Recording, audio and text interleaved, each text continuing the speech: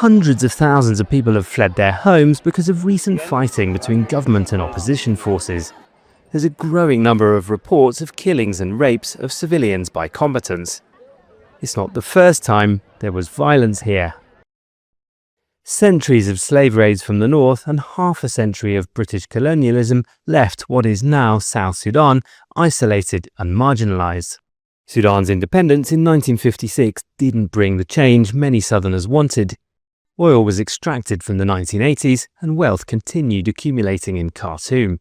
Southern separatists fought 2 civil wars over 50 years, ending in a deal in 2005 which led to a referendum and independence in 2011. 2 former rebel leaders of different factions took office. Salva Kiir became South Sudan's first president and Riek Machar his first vice president. Just 2 years later, a power struggle between them erupted into a brutal 5-year civil war. About 400,000 people were killed, about half of them civilians targeted for their ethnicity. Members of Kiir's Dinka community and Machar's Nuer community were targeted by the other leaders' fighters. The violence forced about 4 million people from their homes.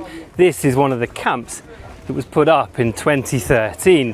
The government said the people here should go home 3 years ago, but they haven't. And you can see there hasn't been any assistance here for a long time.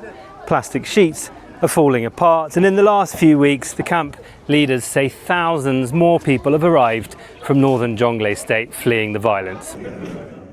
Observers say the 2018 peace deal that ended the last civil war hasn't been upheld. Opposition fighters haven't been integrated into the army and promised elections have been postponed.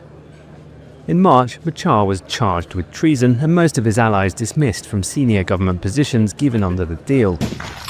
Machar's opposition forces say escalating attacks on their cantoned fighters around the country and allied armed groups forced them to fight back.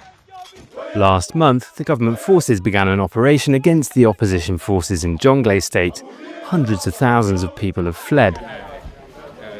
Donor funding cuts and government restrictions on movement have hindered the humanitarian response. At this hospital in the town of Akobo, staff told us they're running out of supplies to treat the growing number of patients with gunshot wounds. Meanwhile, 15 years of oil revenues have mostly only been visible in luxury cars and apartments in the capital Juba and in the capitals of neighbouring countries. The UN says billions of dollars of public funds have been systematically looted. For centuries, South Sudan's resources haven't benefited its people. Once again, they're paying the price for the ambitions of those who seek to control them. Malcolm Webb, Al Jazeera, Jonglei State, South Sudan. Don't miss out and get the full picture. Subscribe to Al Jazeera for reliable news and expert insights. Like, share, stay ahead.